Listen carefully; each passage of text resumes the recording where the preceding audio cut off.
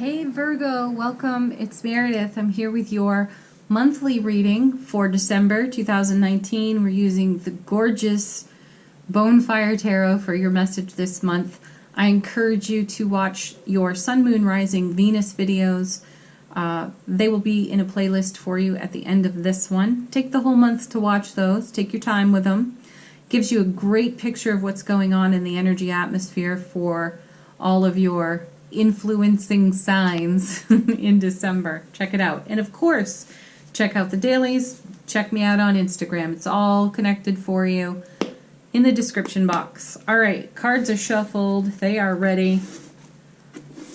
What have we got for you, Virgo? Card from the bottom of the deck, Three of Wands.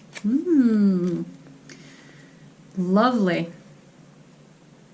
This is one of two themes coming out of the monthly readings, that we're looking at a new horizon, heading in a new direction.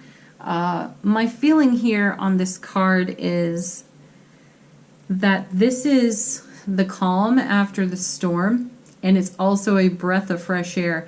And that is coming from the heavy Scorpio energy that we navigated for a number of weeks. There was so much in the astrology in Scorpio, and it really gave us an opportunity to take a deep dive on our own selves, go within. We may have noticed that we were not in communication with people we are regularly in communication with, and now you know that this is past, we're clear of that energy, we're feeling a breath of fresh air, and we're looking to the horizon in a new way. We are feeling inspired. That's what I'm taking from this card. Let's see how it connects to the rest of the reading. Your first card is Three of Swords. I am not surprised to see this, and I encourage you to relax as you look at it. This is a card that has the Ace of Swords right through the center of the heart energy, and there is usually quite a bit of anxiety stimulated when this card gets turned over. I would like to remind you, though, that the Three of Swords is an expression of what has already come to pass. And this is relevant to the energy I was just speaking of for these many weeks in Scorpio energies. The Sun, the Moon, the retrograde, a couple of other planets that I can't think of right now. Oh, yeah. So there was a lot going on there, and it's quite likely that some old unfinished business for you got stirred up. That's the Three of Swords here. You were getting to the heart of the matter with your own self, relationship to self. My feeling is, though, Virgo, that you had occasion to express this profoundly over the past month or so, and I actually feel like there's a little bit of emotional damage control to be done here, or conversations that need to happen so that full healing comes to the experience. So consider that, but let's see what else it's connected to. Your next card is the Seven of Coins.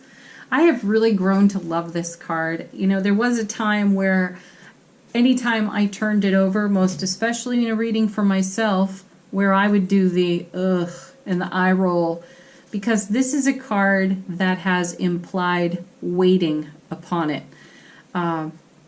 There is something seeking fulfillment, and we have excited anticipation for it. It is a card of harvest, and it's part of its message is everything in its own right season. You don't want to pick the fruit before it's ripe. It's not going to taste as sweet, right? You want to wait for things to ripen. You want to allow for things to ripen. And that's what this card is about. So let's come back to the Three of Swords. If you have had experience recently to take another pass at some life experience that requires a little bit of upgrade and healing work, and perhaps you've had some exchanges with people you know, love, and trust that you walked away from understanding that you were potentially a little bit harsh as you were processing emotions there. You now see that you've got a different horizon to look at. You have a different perspective from which to view the energy of the Three of Swords. And now you have to allow that to ripen too. You're seeing that you're clear of this energy. You may have had a little bit of leftover. Could still revisit you at some future date. However, for the now, you're processing anything left over on that 3. You understand that it doesn't happen in a snap. 7 of coins. It's got to ripen, and it's going to move on to, look at this, Ace of Wands. Beautiful card. First of all, aces, new beginnings, fresh starts. This is what's happening. You're creating a new beginning, a fresh start for yourself. You have a new horizon, a new destination in mind. You are in the allowing process for that, and the Ace of Wands is a super passionate card. This is our inspiration. This is joy. This is coming into desired alignment with all that it is we're dreaming for in our world. So while you've been settling some old business over here, this Ace of Wands is what's been going on behind the scenes for you, and this is what's emerging in this ripening process. It's contributing to your 3 of Wands situation, where a whole new experience is opening up for you. And then you have Queen of Cups. You're being asked to tune into your intuitive messages, your intuitive guidance, your inner oracle. This Queen is all emotion all the time. But she's intuitive emotion. She's not, she's not an emotional train wreck at all. She's stable, she's sound, she's wise, she's another version of the High Priestess and the Empress within the tarot, and she holds the Ace of Cups in her hand. So you have 2 aces in the reading now.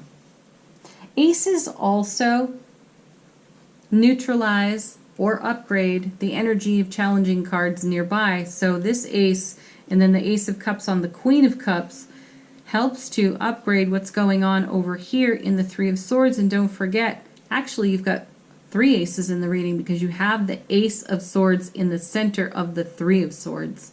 That's what's getting to the heart of the matter. And now you're being asked to really lean into your intuitive gifts and keep the faith for what you're dreaming for, as everything that's on the vine in your world, so to speak, manifestation-wise, ripens for you.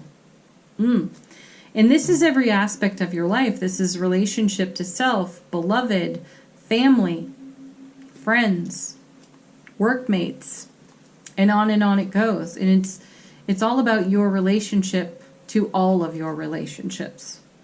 Get it? Okay. What a nice message, Virgo. It seems very open-ended, and I like that for you. You might be slightly uncomfortable with that. Virgo really does love organized fulfillment. And what I see here is that the universe is organizing fulfillment. And you may still be awaiting evidence of that fulfillment. And the Queen of Cups is here reminding you that the universe has your back, and that the dreams, goals, desires, intentions, and the new horizon awaiting you over here on the 3 are all well in hand with the universe. So take the month of December and relax as much as you possibly can, and know that there's not a lot of contribution that you have to make here except to continue to choose happiness, joy, and love for yourself, and to have kindness and compassion with yourself as you navigate anything left over on this 3. All right. We are going to do oracle cards. We have the Angels and Ancestors Oracle. What would they like to share with Virgo for the month of December? This is sweet. This is exactly what I was just talking about. Feel loved and comfortable, Mother Earth. Yes, that's it. Feel loved and comforted. Do that. Next card comes from the Indigo Angels. What would the Indigo Angels like to share with Virgo for the month of December?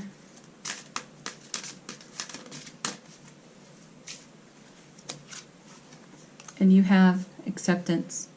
Yes, acceptance of self, acceptance of a process that is unfolding for you, acceptance of what is, and acceptance of not having evidence for the fulfillment you'd like to be seeing in the moment. This is a card that's asking you to trust the universe. Then we have the Romance Angels Oracle for you. What is the romance message for Virgo for December? The Romance Angels like to share with Virgo.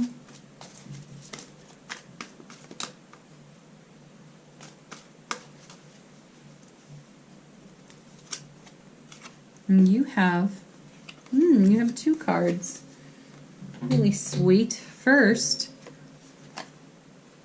you deserve love. You are lovable. You deserve your own love. First and best, right?